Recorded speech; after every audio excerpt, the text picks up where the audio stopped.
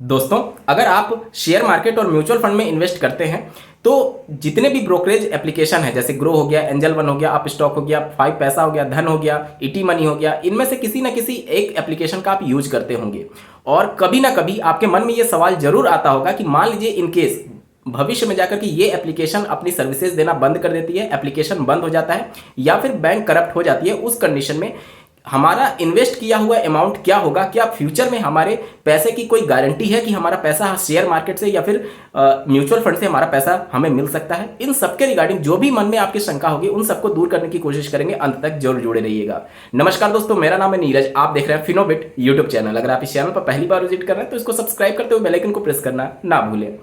दोनों की कंडीशन अलग होती है। जैसे कि अगर आप शेयर मार्केट में यानी डायरेक्टली शेयर को परचेज करते हैं तो उसकी कंडीशन अलग है, और अगर आप म्यूचुअल फंड में इन्वेस्ट करते हैं तो उसकी कंडीशन को अलग तरीके से हम लोग समझेंगे। पहले बात कर लेते हैं म्यूचुअल फंड के बारे में।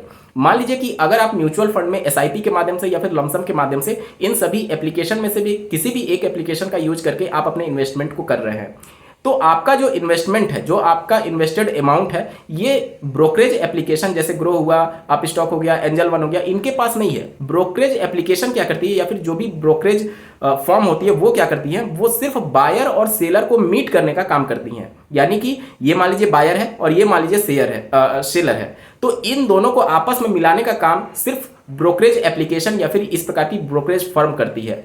आपका इन्वेस्ट किया हुआ पैसा इनके पास नहीं होता है जब आप म्यूचुअल फंड के तहत जाते हैं। जैसे मान लीजिए आपने एचडीएफसी म्यूचुअल फंड का कोई म्यूचुअल प्लान ले लिया या फिर आईसीआईसीआई प्रूडेंशियल के ले लिया या फिर डीएसपी म्यूचुअल फंड का ले लिया। किसी भी म्यूचुअल फंड हाउस का जब आप प्लान लेते हैं तो कोई भी ब्रोकरेज ऐप से आप करिए, चाहे ग्रो से, एंजल वन से या फिर अप स्टॉक से, वो आपके इन्वेस्टेड अमाउंट को एक जरिया मात्र है आपको और उस म्यूचुअल फंड हाउस कंपनी यानी एएमसी को आपसे मिलाने के लिए। यानी आपसे जो डिटेल लिए जाएंगे कि आपका पैन कार्ड और ये सारी डिटेल उस म्यूचुअल फंड हाउस कंपनी को शेयर किया जाएगा और आपके बिहाफ पर आपका पैसा ट्रांसफर कर दिया जाता है डायरेक्ट एएमसी को। सेबी की ये गाइडलाइन जारी हो चुकी है कि कोई भी म्यूचुअल फंड हाउस कंपनी जब भी पैसे को इन्वेस्ट किया जाएगा म्यूचुअल फंड में तो वो अपने बीच में नहीं रख सकती है। पैसा डायरेक्ट सेलर से बायर के पास जाएगा या फिर बायर से सेलर के पास जाएगा। यानी कि as a customer retail investor जब हम पैसे को इन्वेस्ट करते हैं तो हमारे अकाउंट से जो पैसा कटेगा वो डायरेक्टली जाएगा एएमसी के पास यानी म्यूचुअल फंड हाउस कंपनी के पास। तो बीच में जो ब्रोकरेज है उसका कोई भी रोल नहीं है पैसे को लेकर के, ठीक है। तो भविष्य में जाकर के ये बंद हो जाए या फिर चलता रहे, इससे कोई मतलब नहीं है, क्योंकि जिस भी म्यूचुअल फंड हाउस यानी एएमसी का आप प्रोडक्ट ले रहे हैं, जैसे मान लीजिए आपने एचडीएफसी का लिया तो एचडीएफसी म्यूचुअल फंड कंपनी के ऑफिशियल वेबसाइट पर जाकर के आप अपने फंड को रिडीम कर सकते हैं या फिर अपने इन्वेस्टमेंट को वहां पर जाकर के मैनेज कर सकते हैं। अब आपके मन में सवाल आएगा कि मान लीजिए ये ब्रोकरेज एप्लीकेशन का कोई रोल नहीं है, ठीक है, लेकिन एएमसी ही मान लीजिए बंद हो गई, जैसे एचडीएफसी म्यूचुअल फंड मान लीजिए बंद हो गया, तो ये चीजें प्रैक्टिकली पॉसिबल नहीं होती हैं, क्योंकि जब बहुत बड़े स्केल पर ये सारी एएमसीज हो जाती हैं तो सेबी के गाइडलाइंस के हिसाब से ये डायरेक्टली अपने फंक्शंस को बंद नहीं कर सकती। हाँ, अगर फोर्सली ये बंद करना ही चाहती है कि नहीं अब हमें करना ही नहीं है, तो सेबी इसके लिए दूसरे जो म्यूचुअल फंड हाउसेज होती हैं उनको या तो आमंत्रित करती है कि आप इनको टेक ओवर कर सकते हैं, या फिर अगर कोई कंपनी तैयार नहीं है उसको टेक ओवर करने के लिए तो उस कंडीशन में क्या होता है, उस कंडीशन में ये किया जाता है कि सेबी की गाइडलाइन है कि म्यूचुअल फंड हाउस के पास उस समय जितने भी फोलियो नंबर होंगे उन सभी फोलियो नंबर का जितना भी इन्वेस्टमेंट है उस डेट के एनएवी के हिसाब से सबको उनका फंड वापस करने के लिए सेबी डायरेक्शन दे देती है। यानी कि आपका पैसा हर हाल में सुरक्षित है अगर आप म्यूचुअल फंड में एसआईपी के माध्यम से या फिर लमसम के माध्यम से इन्वेस्टमेंट करते हैं। चाहे आपका जो बीच में ब्रोकरेज है वो भाग जाए या फिर बंद हो जाए एप्लीकेशन, या फिर एएमसी भाग जाए या फिर वो बंद हो जाए, हमेशा आपका पैसा सुरक्षित ही रहेगा। क्योंकि अगर अपनी सर्विसेज बंद करना चाहती है एएमसी तो उस कंडीशन में पहले आपके पैसे को रिफंड करना होगा आपके बैंक अकाउंट में, तब जाकर के वो अपनी सर्विसेज रोक सकती हैं। और इस प्रकार की सर्विसेज रोकने से पहले जो सेबी है वो विभिन्न प्रकार के एएमसीज को आमंत्रित करती है कि आप इनको टेक ओवर कर सकते हैं। और बहुत सारी इस प्रकार की एएमसीज हैं जो कि टेक ओवर करने में इंटरेस्ट दिखाती हैं। पास्ट में भी इस प्रकार के टेक ओवर हो चुके हैं, तो आप निश्चिंत रहिए, अगर आप म्यूचुअल फंड में एसआईपी या फिर लमसम करते हैं तो आपका पैसा 100% सुरक्षित रहता है। इस बात की गारंटी आपको सेबी देता है, ठीक है। ये तो बात हो गई म्यूचुअल फंड के बारे में। अब बात कर लेते हैं कि अगर आप इन्वेस्टमेंट डायरेक्टली शेयर मार्केट में कर रहे हैं तो देखिए, शेयर मार्केट और म्यूचुअल फंड दोनों एक ही चीज है। अगर आप म्यूचुअल फंड में जब आप इन्वेस्ट कर रहे होते हैं तो आप पर्टिकुलर किसी एएमसी को अपना पूरा इन्वेस्टमेंट दे देते हैं कि आप अपने हिसाब से पैसे को डाइवर्सिफाई करके अलग अलग स्टॉक्स में यानी अलग अलग शेयर्स में पैसे को इन्वेस्ट करिए। और जब आप डायरेक्टली एज ए इन्वेस्टर जब शेयर मार्केट में पैसे को इन्वेस्ट कर रहे होते हैं तो भी आप शेयर में ही पैसे इन्वेस्ट कर रहे हैं। कहने का मतलब कि वहां पर आप डायरेक्टली किसी कंपनी के शेयर को परचेज कर रहे हैं और म्यूचुअल फंड में आपके बिहाफ पर एएमसी कंपनी आपके लिए अलग अलग कंपनी के शेयर्स को परचेज कर रही होती है। तो दोनों कंडीशन में एक ही चीज है, दोनों जगह आपका पैसा शेयर मार्केट में ही लग रहा है, यानी कि आपका पैसा किसी पर्टिकुलर XYZ कंपनी के शेयर को परचेज करने में ही आप पैसे को इन्वेस्ट कर रहे हैं। ठीक है, तो म्यूचुअल फंड के बारे में तो हमने बता दिया। अब बात कर लेते हैं, अगर आप डायरेक्टली इन्वेस्ट कर रहे हैं किसी पर्टिकुलर शेयर में तो उस कंडीशन में क्या होगा। देखिए, आप शेयर मार्केट में जब इन्वेस्ट करते हैं तो आपके लिए एक अकाउंट ओपन करने की जरूरत पड़ती है जिसे डीमैट अकाउंट बोलते हैं, जिसका फुल फॉर्म होता है डीमैटेरियलाइज्ड अकाउंट। इसका मतलब क्या हुआ, जैसे आप बैंक में अकाउंट खोलते हैं तो उस अकाउंट में डिजिटल फॉर्म में उस अकाउंट में आपका पैसा रखा रहता है। उसी प्रकार से जो कंपनी के शेयर होते हैं उसको डिजिटल फॉर्म में रखने के लिए जिस अकाउंट की जरूरत पड़ती है उसे डीमैट अकाउंट बोलते हैं। ठीक है, जबकि आप म्यूचुअल फंड में अगर आप इन्वेस्ट करना चाहते हैं तो वहां पर डीमैट अकाउंट की कोई भी जरूरत नहीं होती है। डीमैट अकाउंट सिर्फ और सिर्फ शेयर मार्केट में जब आप पैसे डायरेक्टली लगा रहे हैं उस समय आपको डीमैट अकाउंट की जरूरत पड़ती है।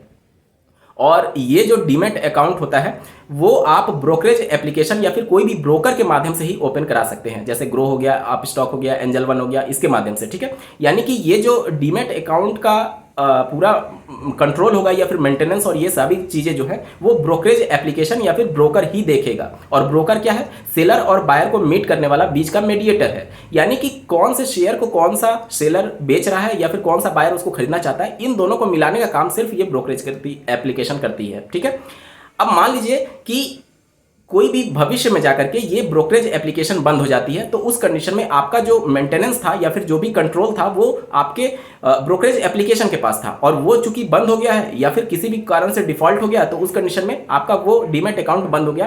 तो उस कंडीशन में क्या होगा, चूंकि उसी डीमैट अकाउंट में आपके सारे शेयर्स थे, तो यहां पर मैं बता दूं कि उसको मैनेज और कंट्रोल करने का काम तो वो ब्रोकरेज एप्लीकेशन कर रही थी, लेकिन वो जो शेयर है एक्चुअली आपको उनके एप्लीकेशन में शो जरूर हो रहा है, लेकिन वो जो शेयर होते हैं वो एक्चुअली होल्ड होते हैं दूसरी कंपनी के पास, जो कि डिपॉजिटरी कंपनी बोली जाती है। देश में दो प्रकार की डिपॉजिटरी कंपनी है, पहला CDSL और दूसरा NSDL। इन दोनों के पास जितनी भी म्यूचुअल फंड हाउस कंपनीज होती हैं या फिर जितनी भी आप कह लीजिए कि शेयर्स होते हैं वो सभी इन्हीं से रजिस्टर्ड होते हैं और सेबी से रेगुलेट होते हैं। तो कभी भी आप किसी भी पर्टिकुलर XYZ कंपनी का जब आप शेयर खरीदते हैं तो आपका शेयर आपके एप्लीकेशन, ब्रोकरेज ऐप के एप्लीकेशन में भले ही शो हो रहा है, लेकिन वो एक्चुअली में डिपॉजिट किसके पास होता है, डिपॉजिटरी कंपनी के पास, यानी NSDL और CDSL। और ये दोनों जो कंपनी है वो डायरेक्टली रेगुलेट हो रही है किससे, सेबी से। अब यहां पर ध्यान से सुनिएगा, अब मान लीजिए ब्रोकरेज एप्लीकेशन बंद हो गया और आपका शेयर उस ब्रोकरेज एप्लीकेशन में था, किसी पर्टिकुलर कंपनी का शेयर उसके पास था, तो वो वहां पर भले ही डिजिटल फॉर्म में शो हो रहा है लेकिन एक्चुअली में उसके पास वो था नहीं, वो था डिपॉजिटरी के पास, यानी CDSL और NSDL के पास। अब मान लीजिए कि आपने किसी एंजल वन एप्लीकेशन से अपना डीमैट अकाउंट ओपन कराया था और शेयर मार्केट में पैसे इन्वेस्ट किए थे, पर्टिकुलर कंपनी के शेयर लिए हुए थे, तो उस कंडीशन में मान लीजिए इन फ्यूचर अगर ऐसा कुछ कंडीशन होता है कि कंपनी बंद होती है तो CDSL और NSDL जिनके पास आपका एक्चुअली में वो डिपॉजिटरी जो दोनों संस्थाएं हैं जिनके पास आपका डीमैट अकाउंट के अंतर्गत जो भी आपका शेयर्स था वो पड़ा हुआ है, वो उनके पास ही पड़ा रहेगा। कंपनी आपका शेयर ना तो लेकर के भाग सकती है और ना ही कर सकती है। वो भले ही आपके एप्लीकेशन में सो रहा है लेकिन एक्चुअली वो कहां पर है, वो CDSL और NSDL के पास है। तो CDSL और NSDL के पास जब आपके शेयर होते हैं उनको आप ऑनलाइन एप्लीकेशन करेंगे कि हमारा ये ब्रोकरेज एप्लीकेशन बंद हो गया, हम दूसरा करना चाहते हैं, तो आपको दूसरी किसी ब्रोकरेज में, चाहे आप ग्रो में या फिर आप स्टॉक में या फिर किसी भी में जिसमें आप इंटरेस्टेड होंगे उसमें आप एक नया डीमैट अकाउंट ओपन करा सकते हैं। और CDSL और NSDL जिनके पास भी आपके शेयर होंगे आपको डायरेक्टली उनके मेल आते होंगे जब भी आप इन्वेस्टमेंट करते होंगे तो उनके कांटेक्ट करके आप उनको कांटेक्ट करके बता सकते हैं कि हमारा नया डीमैट अकाउंट है और सारे शेयर्स इसमें ट्रांसफर कर दिए जाएं। वो सारी कंडीशंस आपकी फुलफिल हो जाती है और आपके रिव्यू करने के बाद से या फिर आपका पूरा KYC करने के बाद से वो आपका पुराना डीमैट अकाउंट जो कि पर्टिकुलर किसी ब्रोकरेज के पास था वो बंद होने के कंडीशन में नया ब्रोकरेज के तहत जो आपने डीमैट अकाउंट ओपन कराया उसमें वो सारे शेयर्स को ट्रांसफर कर दिया जाता है। मतलब कि ब्रोकरेज कंपनी भागे या फिर बंद हो जाए उस कंडीशन में आपके शेयर्स होल्ड हैं CDSL और NSDL के पास, जो कि कभी भी आप दूसरे अकाउंट में ट्रांसफर करा सकते हैं सिर्फ एक ऑनलाइन रिक्वेस्ट के माध्यम से। ठीक है, अब मान लीजिए कि जब आप ट्रेडिंग करते हैं, ऑनलाइन ट्रेडिंग करते हैं, तो आप फंड जो इंक्लूड करते हैं ब्रोकरेज एप्लीकेशन में कि इससे हम ट्रेडिंग करना चाहते हैं, तो वो फंड तो अभी भी ब्रोकरेज एप्लीकेशन के पास है। तो उस कंडीशन में क्या होगा, उस कंडीशन में ये होगा कि वो तो सीडीएसएल या फिर एनएसडीएल के पास नहीं था, वो पैसे आपके किसके पास थे, वो ब्रोकरेज एप्लीकेशन के पास था। मान लीजिए इस कंडीशन में ब्रोकरेज एप्लीकेशन बंद हो जाता है, तब क्या होगा, इस कंडीशन में ये होगा कि जो भी सेबी है, वो जो रेगुलेटरी बॉडी है, वो आपके डिपॉजिट अमाउंट का जो कि ट्रेडिंग के लिए आपने ब्रोकरेज एप्लीकेशन में ऐड किए थे, उस पर मैक्सिमम 25 लाख तक का आपको इंश्योरेंस देती है। अब ये क्या मतलब है, ये मतलब ऐसे समझिए कि जैसे आप सेविंग बैंक अकाउंट में अपना पैसा रखते हैं, तो उसमें कितना भी आप पैसा रखिए, लेकिन आपका मैक्सिमम 5 लाख तक का DICGC के माध्यम से आपके पैसे को इंश्योर्ड किया गया है कि अगर बैंक करप्ट होती है या फिर भाग जाती है, तो उस कंडीशन में आपको 5 लाख रुपए तक दे दिए जाएंगे मैक्सिमम, ठीक है। इससे ज्यादा अगर आपका अमाउंट है तो वो आपको नहीं मिलेगा। इसी प्रकार से सेबी भी इस प्रकार का रूल लाई है जिसे IPF बोलते हैं, इन्वेस्टर प्रोटेक्शन फंड, जिसके अंतर्गत प्रत्येक, अगर आपका जैसे कोई भी ब्रोकरेज एप्लीकेशन में आपने मान लीजिए फंड रखा हुआ है ट्रेडिंग करने के लिए, तो उस पर मैक्सिमम 25 लाख तक का आपका इंश्योरेंस रहता है। और अगर ब्रोकरेज एप्लीकेशन भाग जाती है तो आपका वो जो फंड जो आपने ट्रेडिंग के लिए रखा था, मैक्सिमम 25 लाख तक आपको रिटर्न कर दिया जाएगा। ये सेबी गारंटी देती है, ठीक है। इसके साथ ही साथ बहुत सारे ऐसे ट्रेडर्स होते हैं जिनका बहुत ज्यादा अमाउंट से वो ट्रेडिंग करते हैं, लाखों करोड़ों में करते हैं। तो अगर आप 25 लाख से ज्यादा के अमाउंट को रख करके ट्रेडिंग करना चाहते हैं, तो उस कंडीशन में आपके पास बहुत अच्छा ऑप्शन होता है कि आप एक ब्रोकरेज के साथ ना जाइए, आप 2-3 ब्रोकरेज के साथ जब अपने ऑपरेशन को करेंगे, तो हर अकाउंट में यानी हर ब्रोकरेज के साथ आपका 25 लाख मैक्सिमम लिमिट तक पैसे क्या हो जाएंगे, इंश्योर्ड हो जाएंगे, यानी कि सिक्योर हो जाएंगे। तो उस कंडीशन में मान लीजिए आप 1 करोड़ से ट्रेडिंग करना चाहते हैं, तो उस कंडीशन में आप 4 ब्रोकरेज को चुन लीजिए, 25-25 लाख चारों में रख करके आप ट्रेडिंग कर सकते हैं। तो इस कंडीशन में फायदा ये आपका होगा कि मान लीजिए अगर चारों एप्लीकेशन बंद होती है या फिर ये इस प्रकार की कोई घटना होती है, जो कि बहुत हाइपोथेटिकल है, ये सारी सिचुएशन नहीं होती है। जब भी इस प्रकार की कोई कंपनी बंद होती है तो दूसरी कंपनी उसको टेक ओवर करने की कोशिश करती है और सेबी इसके लिए अलाउ करता है कि आप इसको टेक ओवर कर सकते हैं। तो इस प्रकार की चीजें हाइपोथेटिकल है, लेकिन आपको जानना जरूरी है, ठीक है। तो मान लीजिए उस कंडीशन में अगर चारों कंपनी बंद होती है तो चारों से आपको 25-25 लाख का रिफंड मिल जाएगा।